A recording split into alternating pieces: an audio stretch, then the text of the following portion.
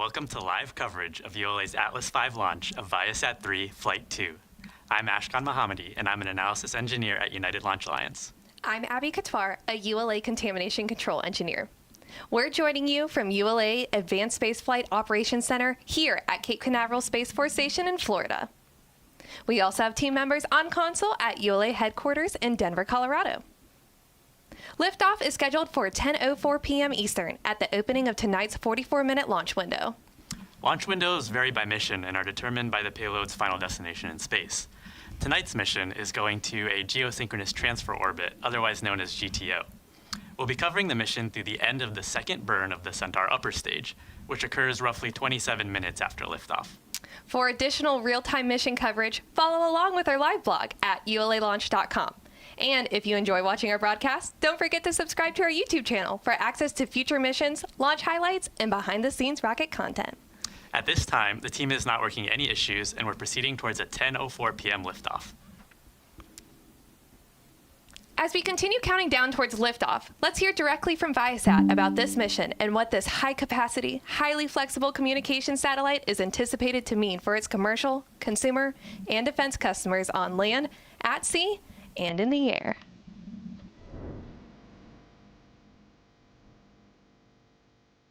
Today, we launch ViaSat-3 Flight 2, a powerful addition to our global multi-band, multi-orbit satellite network, and the next step in delivering connectivity where it's needed most. We're in lovely Cape Canaveral, Florida, getting ready to launch ViaSat-3 F2. This launch has been a long time coming. Satellite launches are always an exciting and inspirational time. But this one's even more meaningful than most. Flight 2 is designed to not only more than double the total capacity of our entire current network, but also do so with extreme flexibility. Historically, we really had a choice between coverage or capacity. With ViaSat-3, you don't really have to choose. Its capabilities are certainly considerable. ViaSat-3 really represents a pretty unique way of thinking about satellite communications. One of the things we were really emphasizing, besides just the enormous amount of throughput, was flexibility. The power of ViaSat-3 is driven by innovations in ground systems and payload design.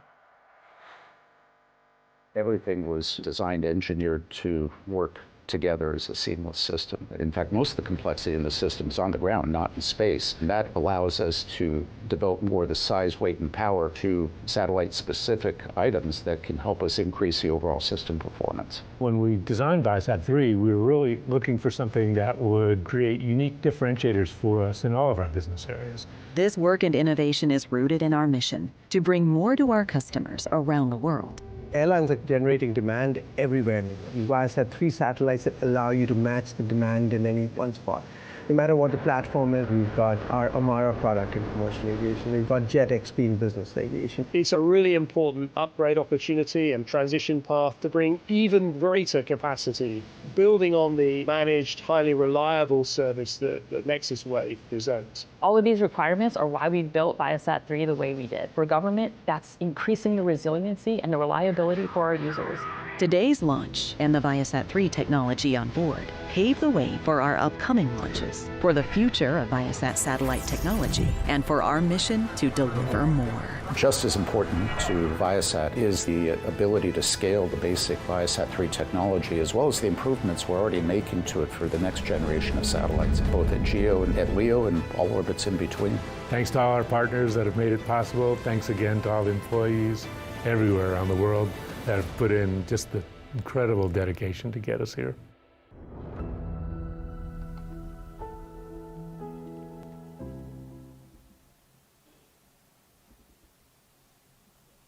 As some of you may be tracking, the FAA recently updated commercial launch requirements, limiting launches to occur only from around 10 p.m. to 6 a.m. But the teams at both Viasat and ULA have been hard at work accommodating these changes and getting us ready for launch today. Trajectory engineers and mission design teams being in lockstep, updating parameters to accommodate these changes. The ViaSat team went through the analysis and margins for the spacecraft and were able to implement an adjustment to the separation window that didn't impact any performance during their orbit raising maneuver from GTO to GEO. GTO, or Geosynchronous Transfer Orbit, is an elliptical orbit around the Earth that allows you to eventually get to GEO. It's worth noting that our Atlas rocket is also able of doing direct injection to GEO. But thanks to the skilled engineers across both teams and the flexible capacity of the Atlas V rocket, we were able to rapidly adjust and return for a launch attempt today. Yeah, big shout out to the teams for helping us get to the pad today. Right now we're taking a live look at the Atlas V rocket on the launch pad. As the countdown continues, our team is taking the final steps in preparation for liftoff. The first stage, also known as the rocket's booster stage, is that bottom half of the vehicle made up of 2 large propellant tanks. The bottom one filled with RP1 and the top with liquid oxygen. Liquid oxygen is a super cold cryogenic propellant. It's so cold that it forms a thin layer of ice that gives the tank its frosty white appearance. Atlas is also equipped with the Centaur upper stage, which drives the payload during the second phase of flight to its final orbital destination in space. The payload fairing, or PLF, completes the rocket and provides the aerodynamic shape necessary for the climb to space. On the upper stage in PLF, we see logos for ViaSat, Atlas, ULA, as well as the American flag.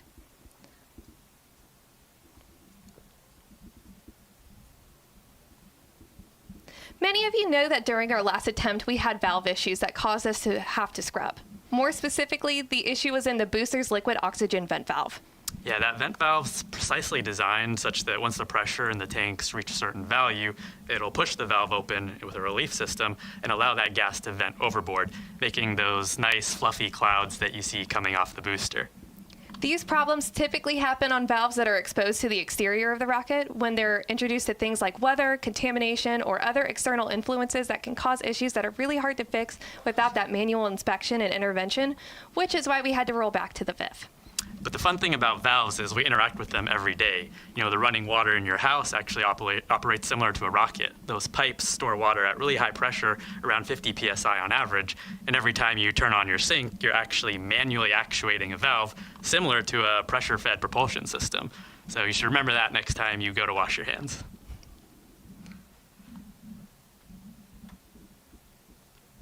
After liftoff, ULA's Atlas V rocket will fly southeast from Space Launch Complex 41. Here's a look at today's flight.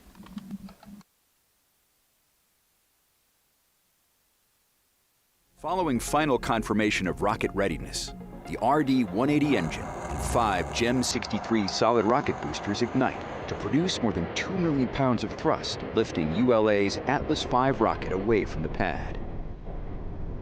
Shortly after liftoff, the rocket begins a pitchover to attain the proper flight path while minimizing the dynamic pressure it experiences during flight.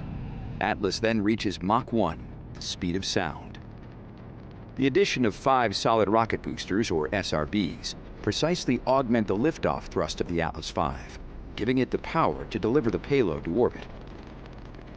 With their propellant expired approximately 96 seconds into ascent, the SRBs burn out, followed by jettison. Atlas's guidance system then begins steering towards the precise target in space. The ViaSat-3 F2 satellite is encapsulated inside a 5-meter diameter payload fairing, which provides protection to the satellite during ascent. After crossing the Kármán line, entering space, the payload fairing is jettisoned. With the majority of propellant expended fighting against the force of gravity, the RD-180 engine shuts down and the booster stage separates. The rocket then begins second stage flight, weighing less than 7% of what it did at liftoff.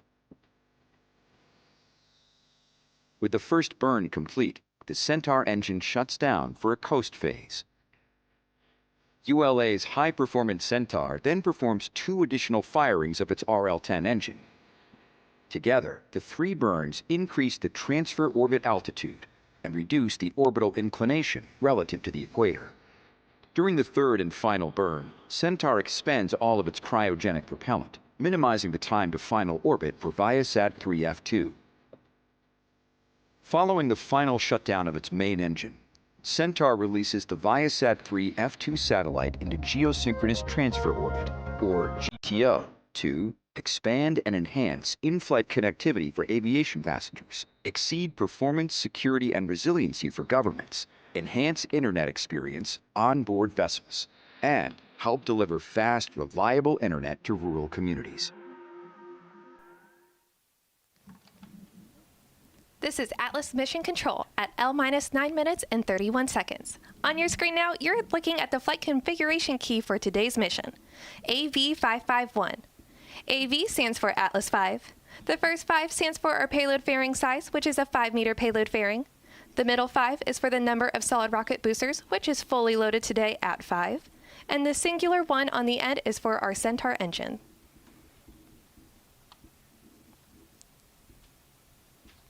Now that we've seen the flight plan and learned about the configuration, viewers watching from Florida and parts of the Southeast may be able to see our Atlas rocket in flight. To get a closer look at this visibility map, check out @ULA Launch on social media.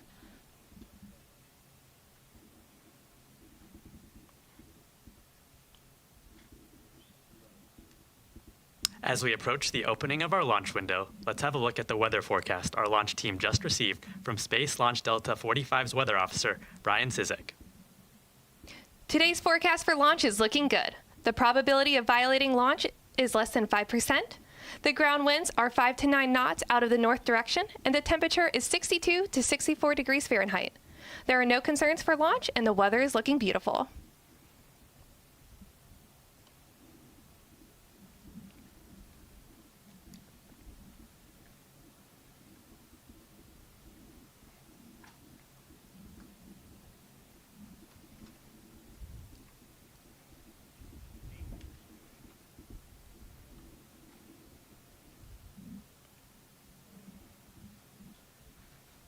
Go.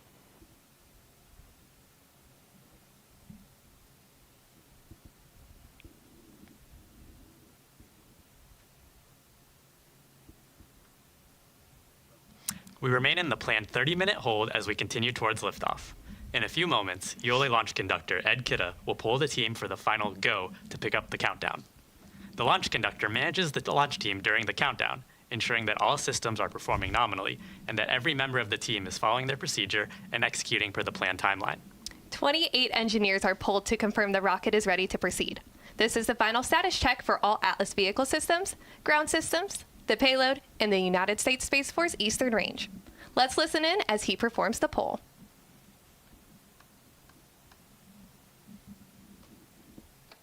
L-7 minutes. Status check to proceed with terminal count. Atlas systems. Propulsion. Go. Hydraulics. Go. Pneumatics. Go. LO2. Go. Water. Go. Centaur systems. Propulsion. Go. Pneumatics. Go. LO2. Go. LH2. Go. Has-gas. Go. Electrical systems. Airborne. Go. Ground. Go. Facility. Go. RFFTS. Go. Flight control. Go. GCQ. Go. Op support. Go. COM. Go. Umbilicals. Go. Environmental control systems. Go. Redline monitor. Go. Quality. Go. Op safety manager. Go. ULA safety officer. Go. Vehicle system engineer. Go. Anomaly chief. Go. Range and weather. Go. Launch director. You have permission to launch. Proceeding with the count. Polling is complete and the team is go for launch. From now until liftoff, launch conductor Ed Kidda and the launch team will continue reporting the final steps in today's countdown. This includes verifying propellant levels and pressures in the booster and Centaur fuel tanks, as well as arming the ordnance system for ignition, separation, and flight termination. At T-1 minute, the range confirms it's in a green condition for launch, assuring there are no nearby constraints like boats, planes, or weather, and that all tracking systems are operational. At T-25 seconds, you'll hear Go Atlas, Go Centaur, Go ViaSat. This is the final status check for the rocket and payload. To dampen the acoustic shock at liftoff, at T-6 seconds, the launch pad's water deluge system activates, followed a few seconds later by boost Centaur ignition. Then, after seeing Atlas lift off, you'll hear flight commentator Daniel Brunson providing updates as the rocket ascends into space. One of the topics circling around recently is space weather. This weather is driven by our friendly neighborhood nuclear fusion reactor, also known as the Sun. Every 11 years, the sun's magnetic poles swap, which leads to a very active period of stormy weather, which is the period we are in right now. The charged particles from the sun interact with the oxygen in the atmosphere to create the green and red hues in the night sky, while the nitrogen turns to shades of blue and purple. Together, this creates those beautiful visuals we call the northern lights that some of you may have noticed a bit farther south the past few days. Yeah, Abby, and one of the metrics we track for space weather is called proton flux. And if you think of protons like light, you can think of proton flux as equivalent to a measure of brightness. You can think of a dim light versus a bright one. It's an important metric since it helps us understand the risk that those protons have of causing damage to our sensitive components. And a fun fact, Parker's solar probe that we launched on a Delta IV Heavy back in 2020 has been collecting data extremely close to the sun to help us. This is Atlas Mission Control at T-minus 4 minutes and holding. We anticipate releasing the hold in just a few moments. The countdown clock has resumed, and we are go for launch at 10:04 p.m. Eastern. While the countdown continues, let's learn more about how ULA builds the Atlas V rocket. Engineered in Centennial, Colorado, ULA's Atlas V rocket is built in Decatur, Alabama, and launched from Cape Canaveral, Florida. Once the rocket is manufactured, it travels to Cape Canaveral on ULA's cargo ship, known as Rocket Ship. After arriving in Florida, ULA's launch operations team begins assembling the rocket. Stacking begins with lifting the 107-foot Atlas booster, powered by an RD-180 engine, onto the mobile launch platform. 5 solid rocket boosters are attached to the sides of the first stage for additional thrust at liftoff. ULA's ultra-thin stainless steel Centaur upper stage, powered by an RL-10 engine, is then lifted into position. Lastly, the payload fairing, containing the spacecraft, is lifted and mated to the Atlas V rocket. Once assembled, the countdown begins with moving the rocket from the vertical integration facility to the launch pad. The trip to the pad is about 1/3 of a mile. Throughout the 20-minute trip, a payload van leads the move, providing communication with the spacecraft, followed by the ground van providing support to the rocket. The mobile launch platform supplies air conditioning, electrical, and propellant lines to the rocket. Trackmobiles at the rear power the convoy, which includes an environmental control system, providing air conditioning to the payload and rocket, as well as a backup generator. Atlas arrives at the pad for fueling and other final preparations, and once fueled, weighs nearly 1.3 million pounds.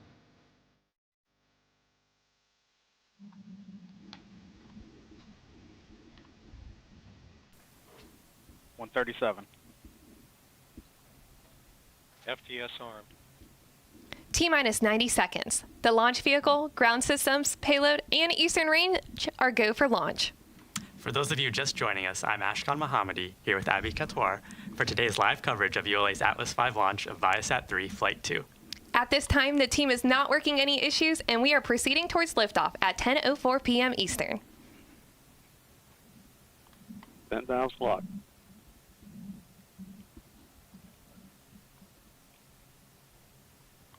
T-minus 1 minute. 1 minute. Rock, report range status. Range green.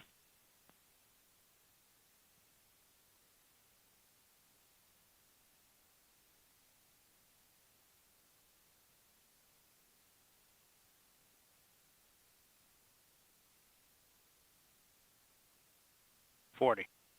Stable at step 3.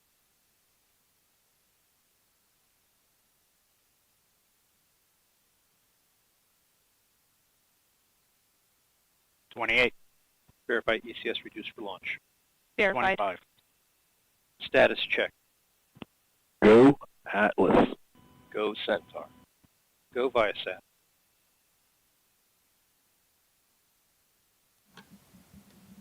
T-minus 10, 10, 9, 9, 8, 7, 6, 5, 4, 3. We have ignition, 2, 1, and liftoff of the United Launch Alliance Atlas V rocket, carrying ViaSat-3 Flight 2, adding unprecedented capacity to ViaSat's global multi-orbit network. Atlas is switching over to closed loop control.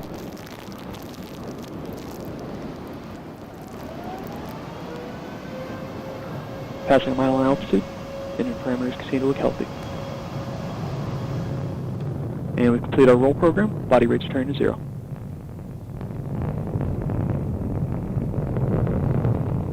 Mach 1, Atlas is now supersonic. Hydraulics continue to look good. Engine parameters stable. You are hearing Max from Q, Daniel maximum Brunson, dynamic pressure. providing launch vehicle ascent data. Vehicle's throttling back up to near full power. Passing 3 miles downrange, approaching 8 miles in altitude.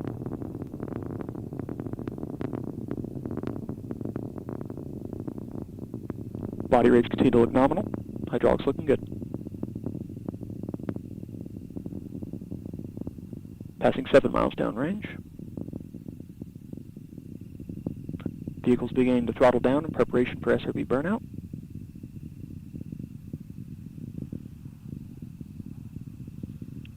At this point in flight, vehicle is now half of its original liftoff weight.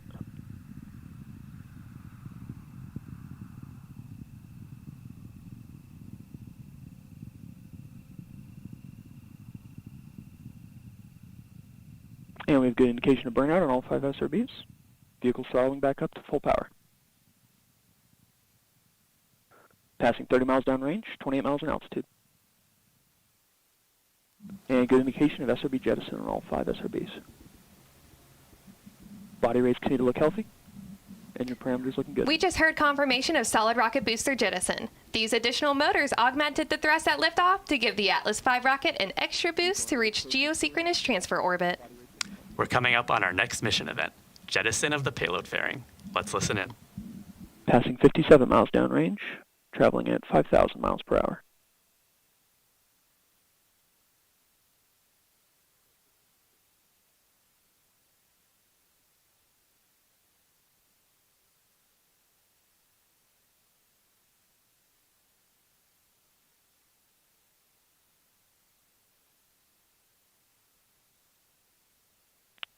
Booster's going to begin throttling down, maintain 2.5 G's acceleration in preparation for PLF jettison.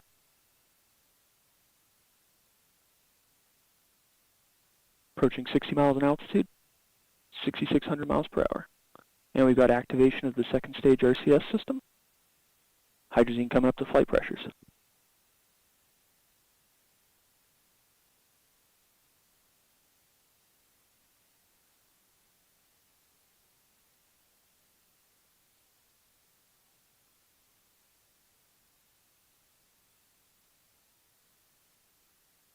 And good indication of PLF separation. Flight commentator Daniel Brunson just called out confirmation of payload fairing jettison. The payload fairing, commonly referred to by many experts across the industry as the pointy end of the rocket, serves to protect the spacecraft from those harsh acoustics and aerodynamic forces as it's ascending through the thicker parts of our atmosphere. Absolutely, and the payload fairing also helps protect from thermal environments and contamination environments as well. Up next, we'll hear callouts for cutoff of the Atlas first stage engine and separation of the booster stage, followed by ignition of ULA Centaur second stage engine. Let's listen in as we approach these milestones. And we've begun boost phase chill down of the upper stage engines.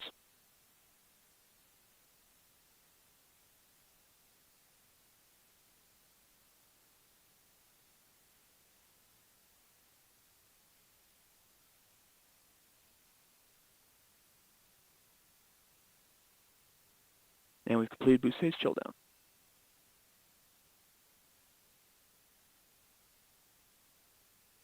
And good shutdown. That's BECO. Good indication of Centaur separation. Pre-start on LO2 and LH2.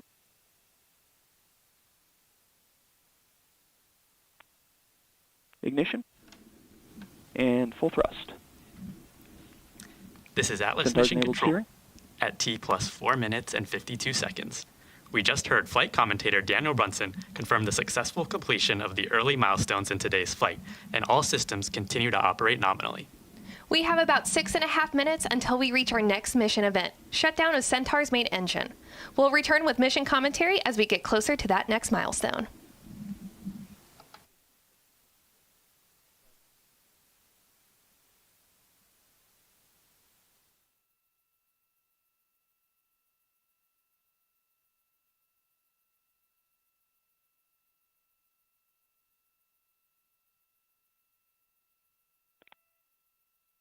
Just under 6 minutes remain in this first planned burn.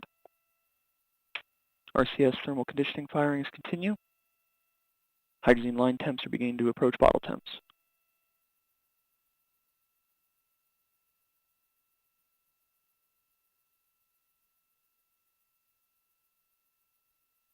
Vehicles approaching 700 miles downrange, 28 miles in altitude.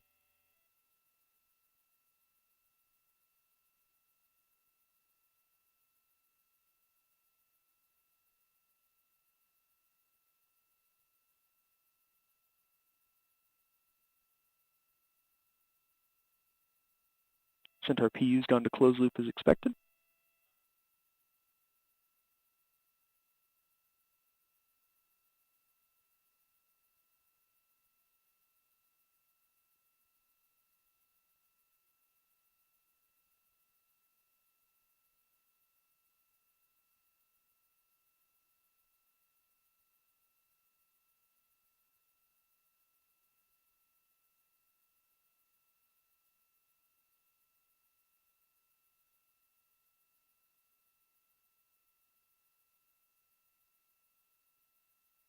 And we've switched over to our TDRS data format. Signal strength continues to look nominal.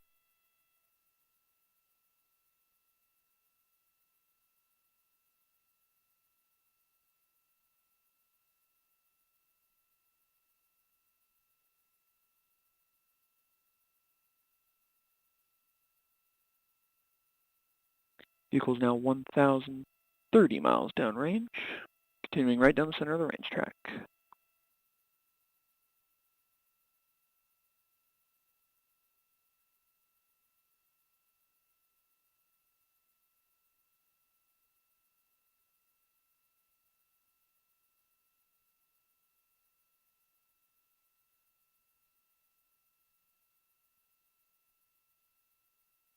Engine parameters continue to look healthy. Body rate's looking nominal.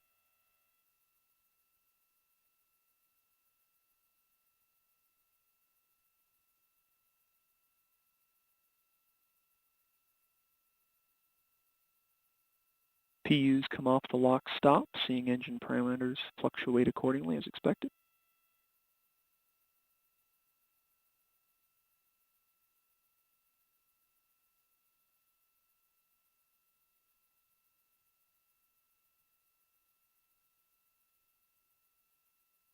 And hydrazine line temps have converged with bottle temps.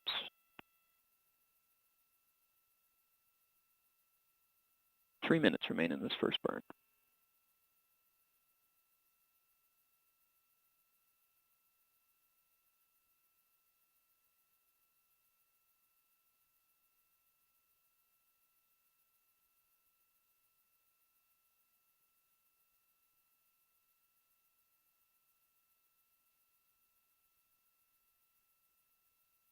Vehicle approaching 1,450 miles downrange, 145 miles in altitude. Engine parameters continue to look healthy.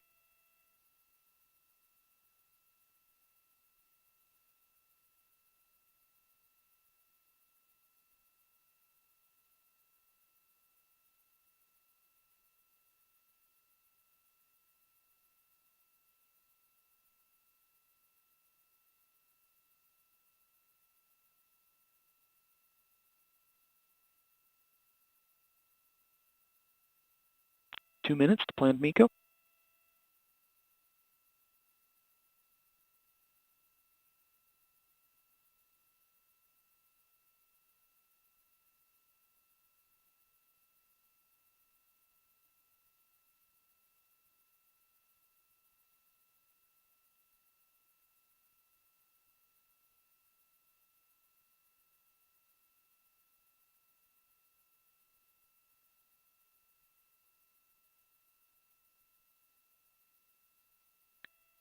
Vehicle body rates continue to look nominal.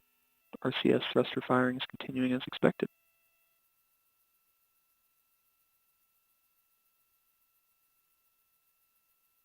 Passing 1,800 miles downrange.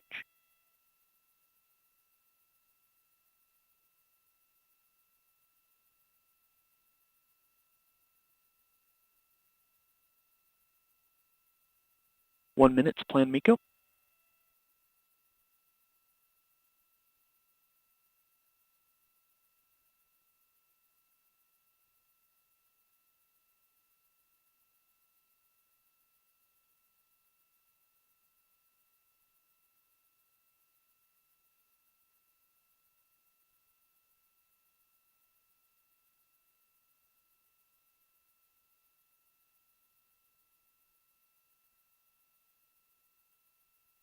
30 seconds to MECO 1.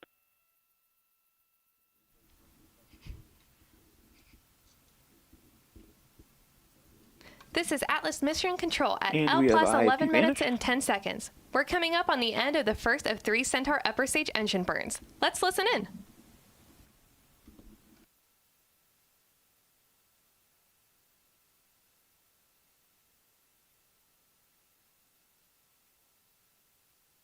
And MECO 1, good shutdown.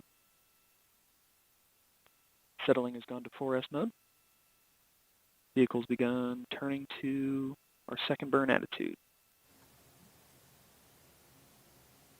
All of the parameters look healthy. This will be a 10-minute coast for our second burn. We've just heard confirmation of the successful first burn. Our next event is the second of 3 main engine starts at L plus 21 minutes and 35 seconds. We'll return with mission commentary as we approach that next milestone. During our break-in commentary, we'll continue to stream live STK from the rocket. STK, or Satellite Toolkit, is the graphic on your screen showing where the satellite is in its mission to get to its final destination. Yeah, and the cool thing about the STK is it's using live.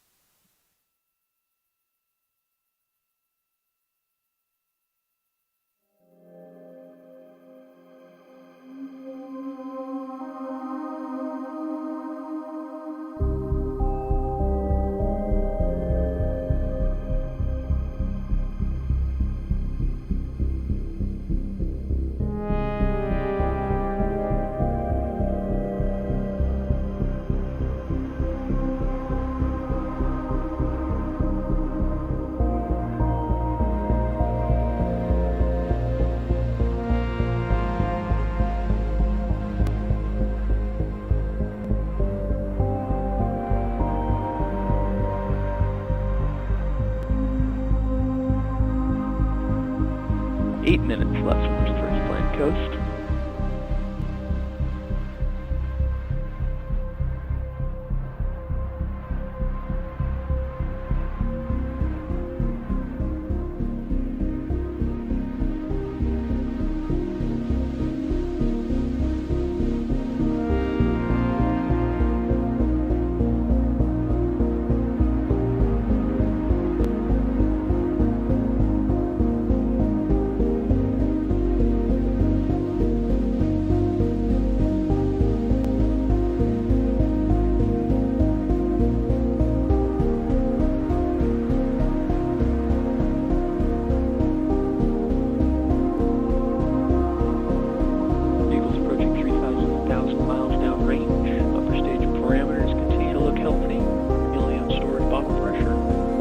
Battery bus voltage, tank pressure is all phenomenal.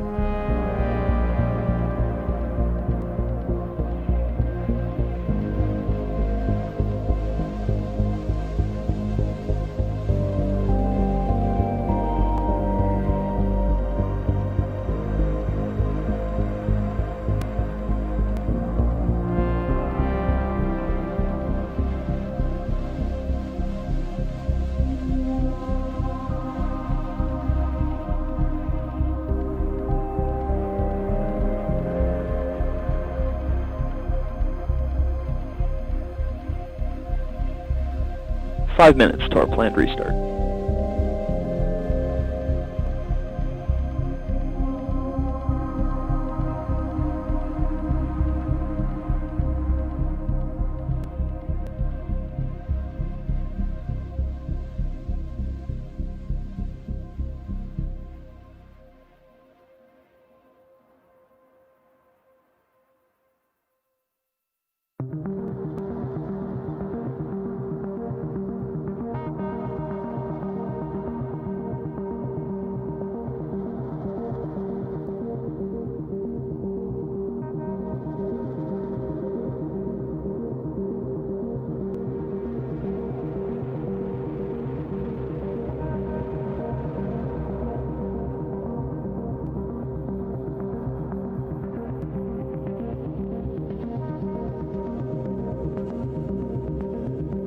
Four minutes to our planned restart. Upper stage parameters continue to look nominal.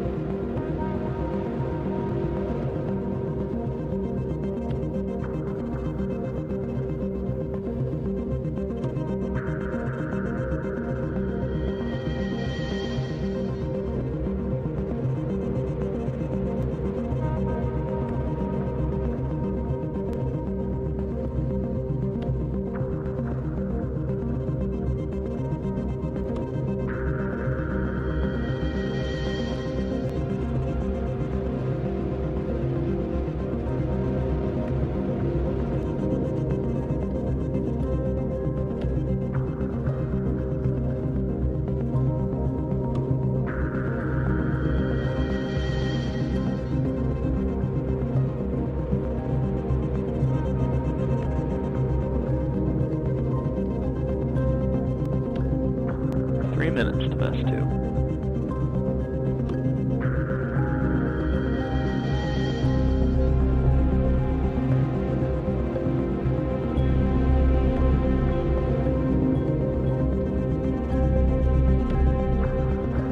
Body rates continue to look stable. Minimal RCS patterns. Battery bus voltage, helium bottle pressure, all looking nominal.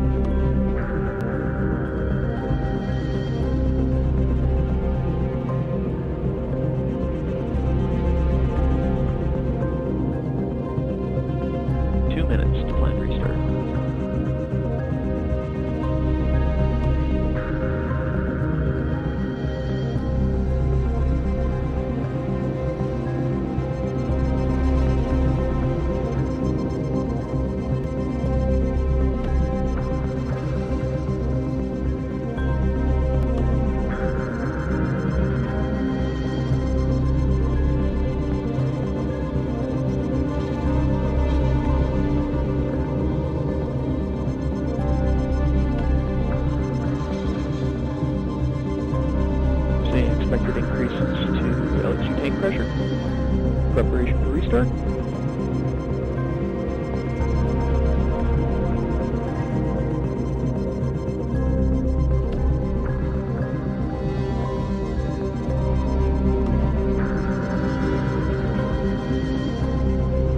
One minute to best 2.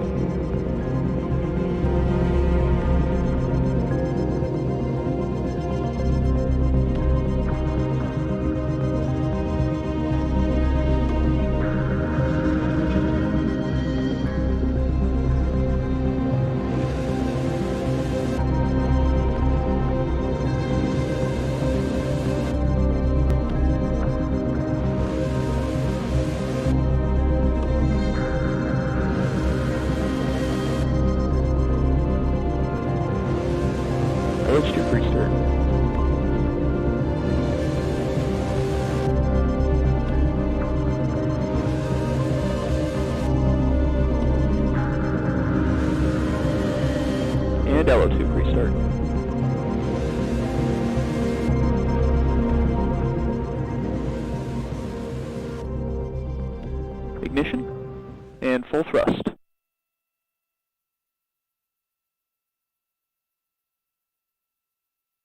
Steering enabled, body rates responding accordingly. This will be just over a 5-minute burn.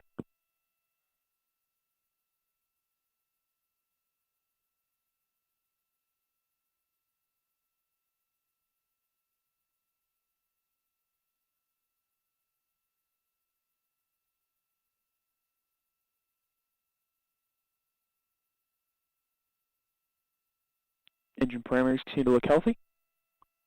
Body rates looking nominal.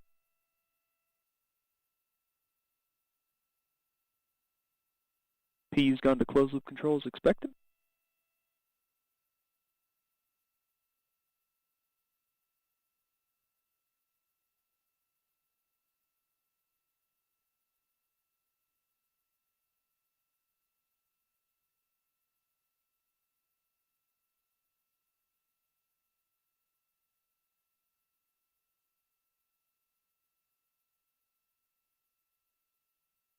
Vehicle's passing 5,300 miles down range, 100 miles in altitude, traveling at near 19,000 miles per hour. Engine parameters responding to hydrogen correction from PU, all responding nominally. Just under 4 minutes left in this burn.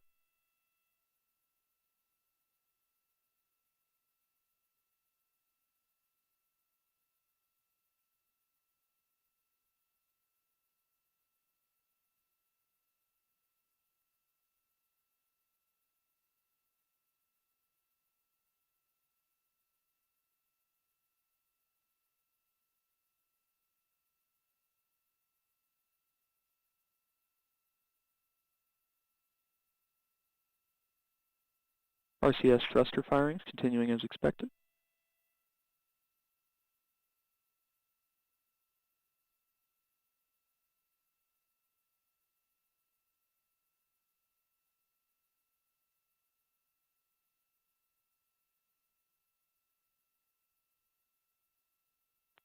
Three minutes to MECO 2.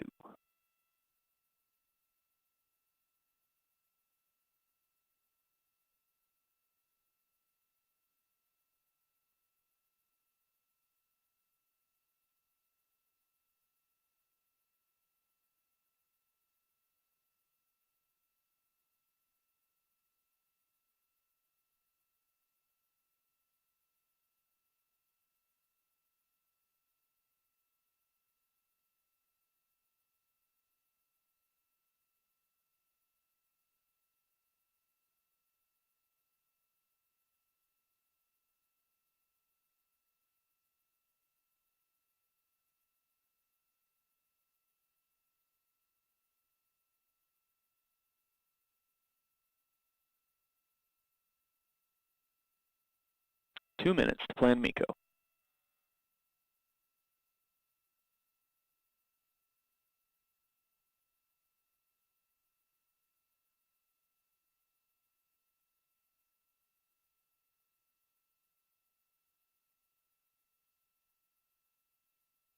Passing 6,000 miles downrange. All parameters continue to look nominal.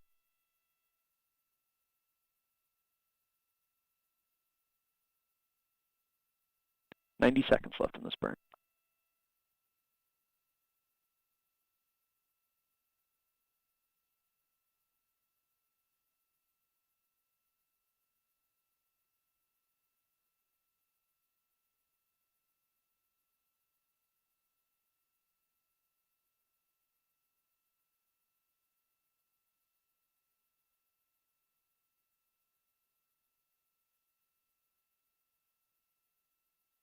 One minute to MECO.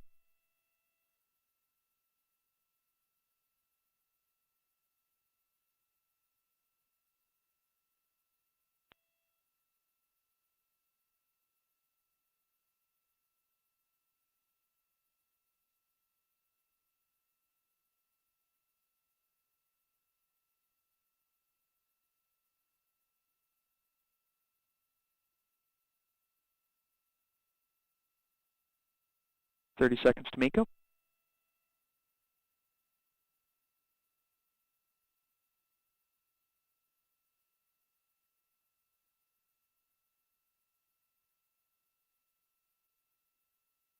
P's return to open loop.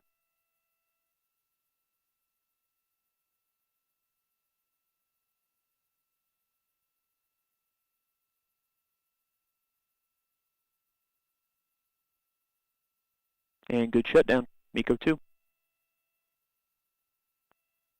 Settling has resumed 100% as expected. Body rates responding accordingly.